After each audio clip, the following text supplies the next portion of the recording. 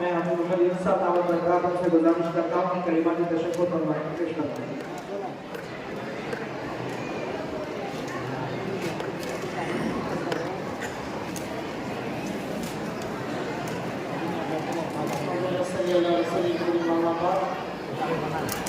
سب سے پہلے میں اللہ تعالیٰ کا شکر ادا کرتا ہوں کہ اللہ تعالیٰ نے اس بڑے اجلاس کو کرنے کی توفیق عطا فرمائی اور اللہ تعالیٰ کو بلانے کی توفیق عطا فرمائی.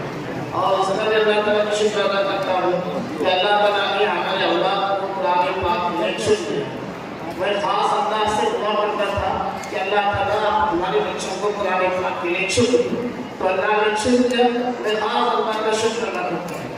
اسی طریقے سے اس جلسے کے اندر جو اتنا بڑا مجمع جمع ہے وہ حقیقت میں حضرت مفتی صاحب کو دیکھنے کے لیے اور ان کو سننے کے لیے جمع ہے.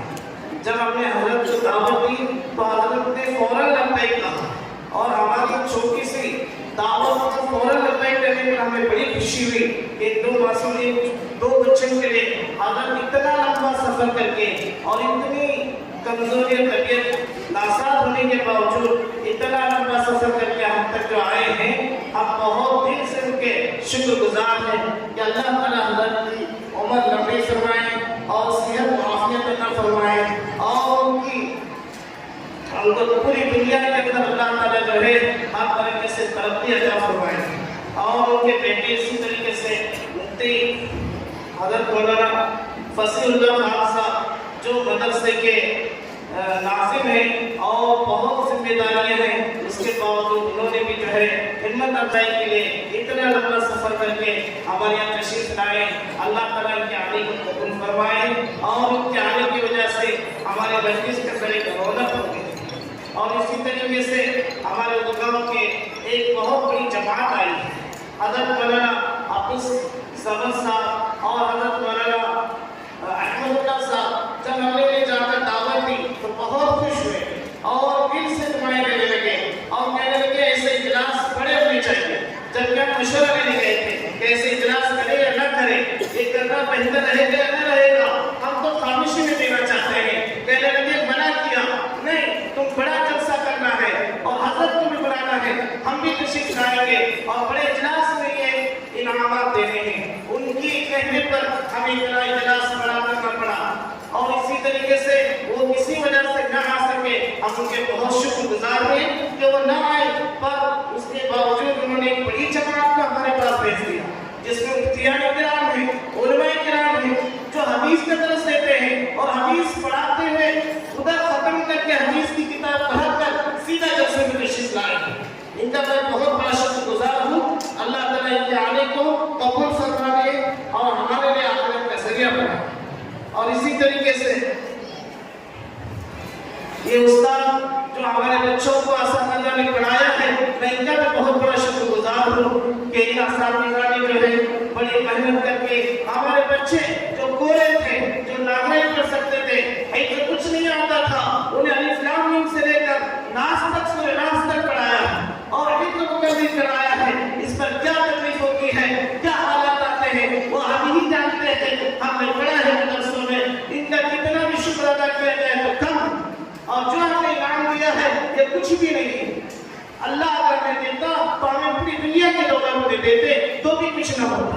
پھر بھی ہم نے مختصر تحفہ اس لیے کیا کہ ہمارے بچوں کو انہوں نے آخرت سے جوڑا, اللہ سے جوڑا ہے, اللہ کے کلام سے جوڑا ہے. میں ان کا بہت بڑا شکر ادا کرتا ہوں. اسی طریقے سے ہمارے حضرت مولانا بشیر الحق صاحب ہیں جو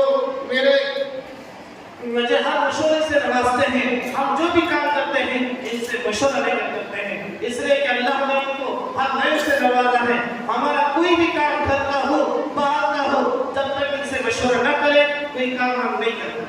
اس جلسے کے لیے بھی ہم نے ان سے مشورہ لیا تو تائید بھی کی اور مدد بھی کی. جس دن سے جلسہ رکھا ہے اس دن سے ساتھ سفر میں ہیں اور ہر جگہ ساتھ میں رہے, ہر مشورے میں ساتھ رہے, رات دن دعا بھی کرتے ہیں, رات دن محنت بھی کرتے رہے. اور اس اجلاس کی کامیاب ہونے میں ان کی دعا, ان کی محنت اور ان کی کوشش ہے. اللہ تعالیٰ نے ان کی محنت کو قبول فرما کر اتنا بڑا اجلاس کو کامیاب فرمایا ہے. اس کے پیچھے ان کی دعائیں ہیں. اللہ تعالیٰ ان کی دعاؤں کو محنت کو قبول فرمائے. میں بہت دل سے ان کا شکریہ ادا کرتا ہوں کہ انہوں نے بہت ساتھ اسی طریقے سے ہمارے بہت سے شاگرد ہیں جنہوں نے لبیک کہہ کر اپنی مشغولیات چھوڑ کر فوراً آئے اور ہر بھائی سے ہمارا ساتھ دیا، ان کا بھی شکر گزار ہوں۔ آخر میں ہمارے دوست احباب ہیں اور ساتھی ہیں، رشتہ دار ہیں جو دعوت دینے پر لبیک کہہ کر آئے ہیں اور ساتھ دیے ہیں، میں ان سب کا شکر گزار ہوں۔ اللہ تعالیٰ ان کے آنے کو قبول فرمائے اور ان کو آخرت میں اپنا اس کے بہترین بدلے عطا فرمائے۔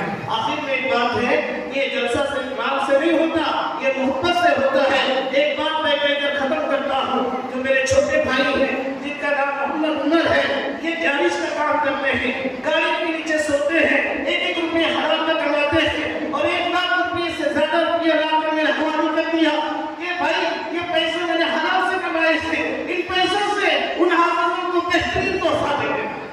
یہ وہاں سے نہیں ہوتا، یہ اس کی محنت کی کمائی ہے، جو غریب ہے پر حافظوں کو بڑے انعامات دے رہا ہے۔ اللہ اس کے پیسوں کو قبول فرمائے، اس کے بچوں کو قبول فرمائے۔